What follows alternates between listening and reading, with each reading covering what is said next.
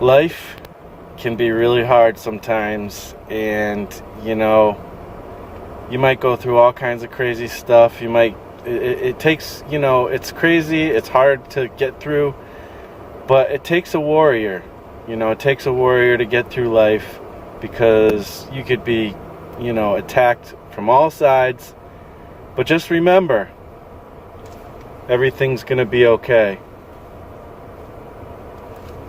This episode of 100 Days of Making Comics brought to you by the Kevin Cross store at kevincross.net. If you go there, he's got all his links. There's a store button. That's what I went to get my Everything's Gonna Be Okay t-shirt. Check it out. He's the creator of this challenge, by the way. Donkey Job Projects. What is up, party people? It's day 98 of 100 Days of Making Comics. Almost there. Woohoo! Yeah, dog. So today's different than yesterday. Plenty of inspiration. Did a lot of YouTube and listening to videos and such about story structure, things like that. By the way, I did my writing today.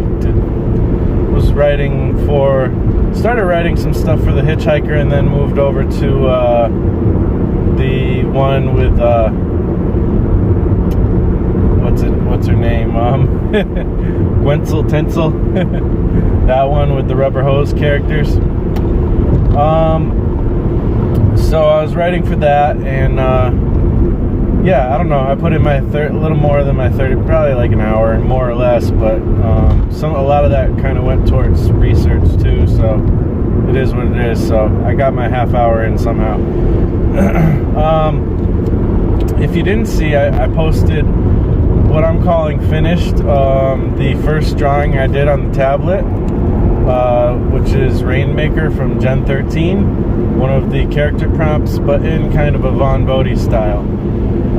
And I just did flat colors. I didn't want to do any rendering. I wanted to be done with it. It was a good exercise, and I think for a while I'm going to be just working on comics on the tablet, because I want to put it to good use. And I mean, it's all good use really, but I do want to do characters and stuff on there. But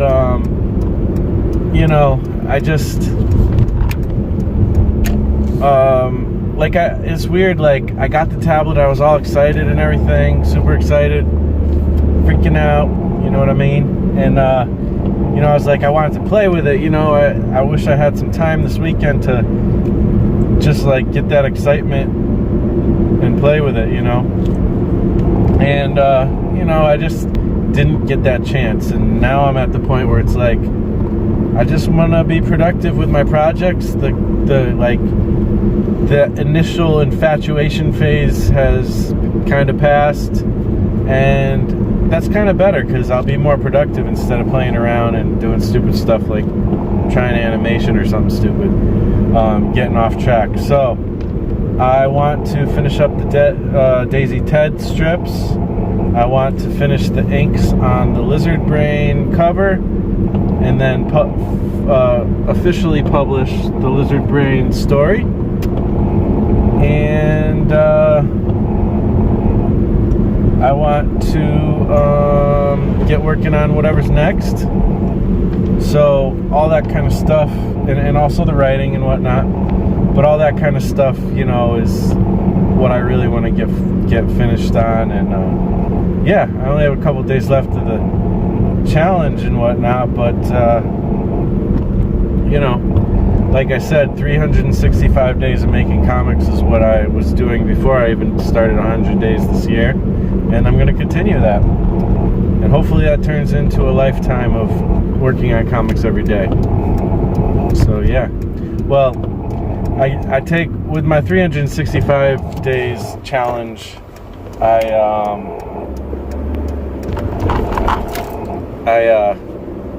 and taking Sundays off, sort of, if I want. Like, I'm letting Sundays be a day I can take off, but I still have to do at least a half an hour to like cover that day. Like, so I have to do an extra half an hour during the week to cover that day. So it's still technically the same amount of time at least.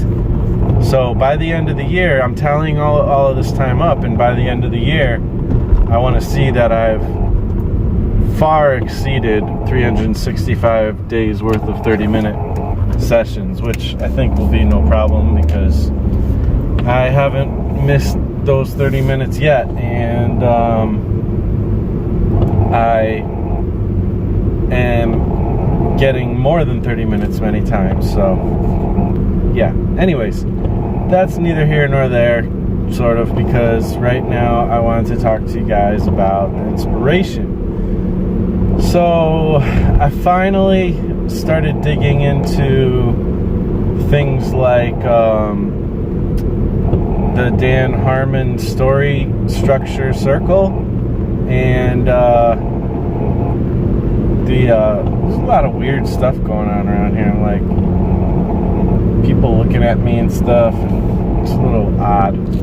Anyways, that, and then you know, the monomyth thing with what's his name, Joseph Campbell. That guy like did all that research on ancient myths and whatnot, and kind of came up with the whole hero's journey thing.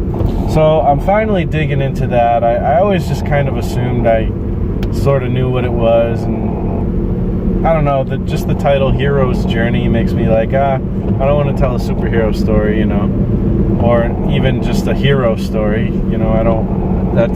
I may not always want to tell that kind of story, so, you know, I kind of veered away from that. If you hear a weird sound, it's my windshield washers, whatever, wipers. So, you know, I don't know, I was finally digging into that, and I don't know, I really like it. And, you know, I've been kind of engrossed in this whole Story Genius book that goes into kind of a different approach to stories. And I've been having a hard time applying it. Like, I love the book, I love the concepts, I think it's interesting and helpful, and it's definitely going to be informing all of my writing, like, to a huge degree. Like, I think what I learned in that is invaluable and kind of the most important part of writing stories. But the system it kind of proposes, like, I don't know, I just had a hard time grasping how to put that to work in a practical way. And I kind of came to the conclusion that I just have to keep writing the way it comes natural to me, and as I keep writing and as I keep learning, and as I, like, this cycle of learning and writing and learning and writing, I'll eventually start to grasp these concepts more, and I'll eventually kind of work out my own system, which will be kind of like an amalgamation of all these different systems. And that's the way I like to approach learning anyways. Is I think that when you want to learn something, there's no harm in learning every possible thing you can about that thing, you know. So story, read every book on story. Don't just like read one and think that's the way to do it, you know. Read every possible book you can on story or writing or just different aspects, and gain what you can from each one. Take some from this and some from that. The stuff that sticks is the stuff that will become your style and whatnot. Same thing with art. Like, study everything that catches your eye. Study it. Don't like feel like, oh, this guy's to this or that guy, that lady's to that. You know, if it's something that you like, study it, and maybe the little piece will come in. Like, I really love Don Martin's, you know, style, but I don't want to draw exactly like him. He's got a very distinct style, and I'm not trying to swipe his thing, but I really like how he draws hands. So I'm hoping that some of the way he draws hands will kind of, I'm going to study his hands specifically more, and I'm hoping that like a little bit of the flavor of that will seep into my work, but not in an obvious way, just in a way that causes me to do some cool stuff. So yeah, that being said,